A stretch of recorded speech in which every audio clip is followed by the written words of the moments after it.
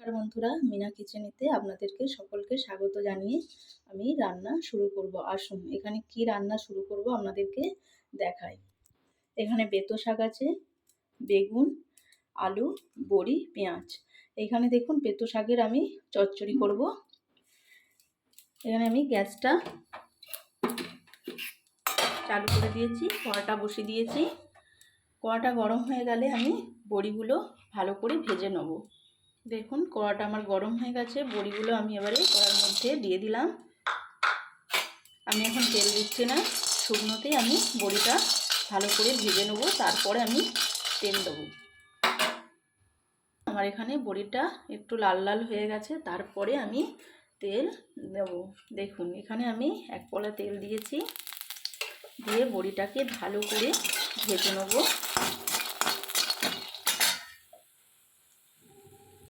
আমার এখানে বড়িটা ভাজা হয়ে গেছে, আমি বড়িটা একটা জায়গার মধ্যে তুলে নিলাম।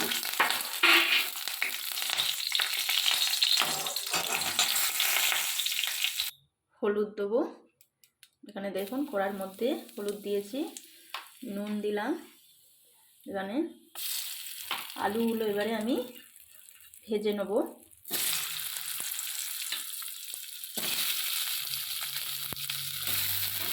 দেখুন আলুগুলো আমি দিয়ে দিয়েছি, দিয়ে ভালো করে নেড়ে নেব।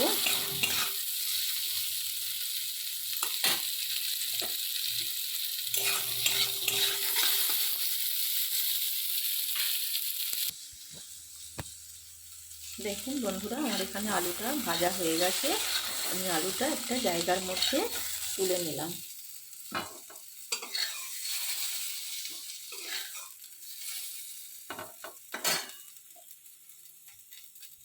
এবারে দেখুন কড়ার মধ্যে আমি ফের তেল দেবো।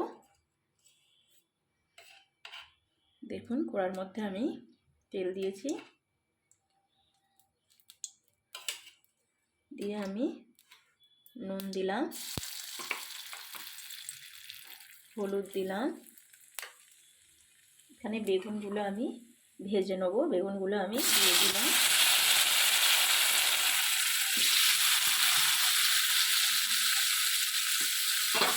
ভালো করে আমি নেড়ে নেব।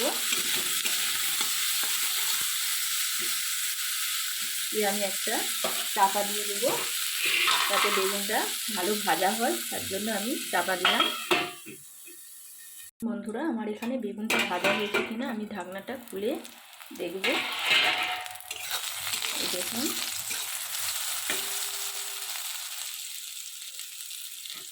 এখানে আমার বেগুনটা ভাজা হয়ে গেছে, আমি একটা জায়গার মধ্যে তুলে নেব। দেখুন আমি এখানে বেগুনটা আমি একটা জায়গার মধ্যে তুলে নিচ্ছি।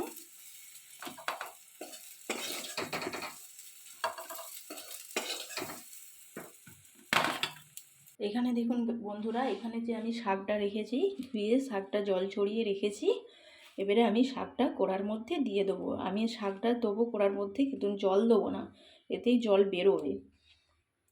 দেখুন আমি শাকটা কড়ার মধ্যে দিয়ে দিলাম।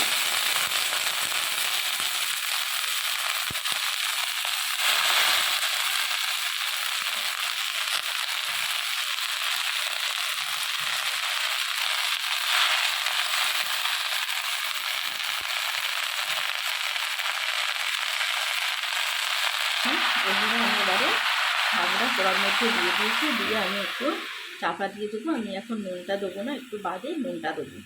দেখুন বন্ধুরা আমি এবারে ঢাকনাটা খুলে দেখব শাকটা কতটা কমেছে। এই দেখুন শাকটা 1 কোড়া শাক ছিল, দেখুন কমে কতটা হয়েছে আপনারা। এবারে আমি নুন দেবো, দেখুন পরিমাণ মতন আমি নুন দিলাম। দিয়ে ভালো করে আমি শাকটার সঙ্গে মেখে পাইল করে নেব নুনটা।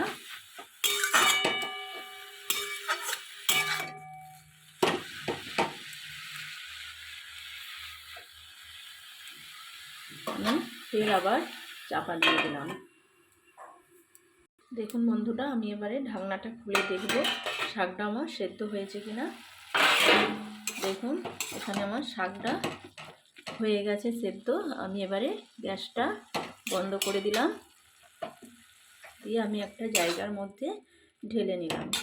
দেখুন বন্ধুরা, আমি এখানে কড়াটা বসিয়ে দিয়েছি। এখানে কড়ার মধ্যে আমি এবারে তেল দিলাম।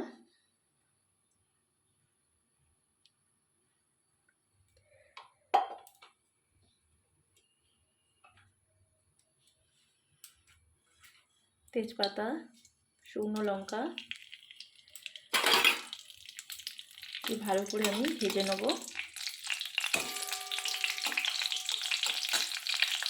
ভাজা হয়ে গেছে, এর মধ্যে আমি দুটো রাঁধুনি ফোড়ন দিলাম, কালো জিরে দিয়ে আমি পেঁয়াজগুলো দিয়ে দিলাম।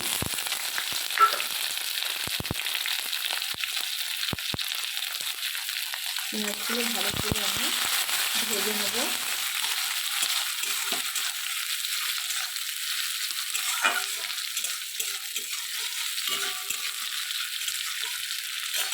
হয়ে গেছে আমার, দিয়ে আমি এর মধ্যে আদা বাটা, রসুন বাটা দেবো। রসুন বাটা আমি 1 চামচ দিয়েছি, দিয়ে রসুনটা আমি ভালো করে ভেজে নেব।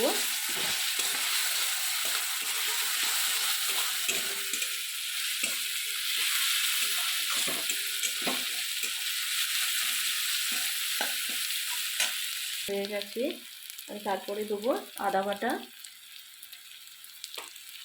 আদা বাটা দেওয়ার পরে আমি হলুদ দিলাম, দিয়ে ভালো করে নেড়ে নেব। সামান্য আমি জল দেবো,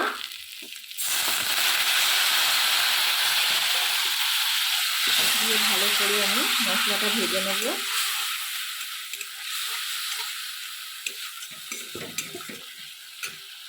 এখানে আমি অল্প করে জিরে গুঁড়ো দিলাম, দেখুন,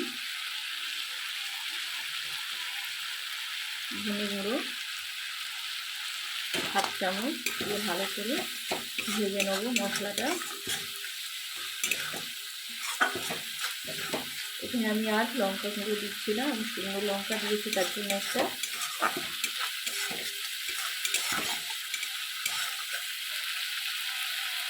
বন্ধুরা, এখানে আমার মশলাটা কষা হয়ে গেছে। আমি এগুলো আলু, বেগুন দিয়ে দিলাম মশলার সঙ্গে। এই মশলার সঙ্গে ভালো করে আমি মিক্স করে নেব। শাকটাও আমি সেদ্ধ করে যে শাকটা রেখেছিলাম, শাকটাও আমি দিয়ে দিলাম, দিয়ে ভালো করে নেড়ে নেব।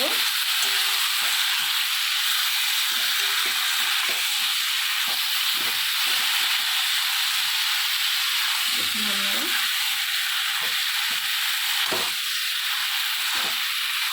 শাকের সঙ্গে মশলার সঙ্গে ভালো করে আলু, বেগুন সব সঙ্গে ভালো করে আমি মিক্স করে নিলাম।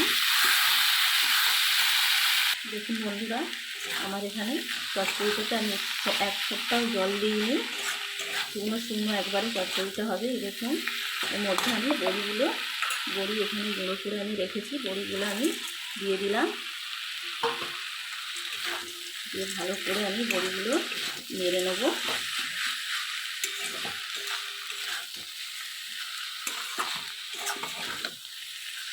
দেখুন, গ্যাসটা আমি এবারে অফ করে দিলাম। আপনারা অবশ্যই বানাবেন পেঁপে শাকের চচ্চড়ি বেগুন আলু দিয়ে, দারুণ লাগে খেতে। ভালো লাগলে লাইক করে কমেন্ট করে জানাবেন মিনা কিচেনেতে। এই দেখুন, খুব সুন্দর কালার এসেছে।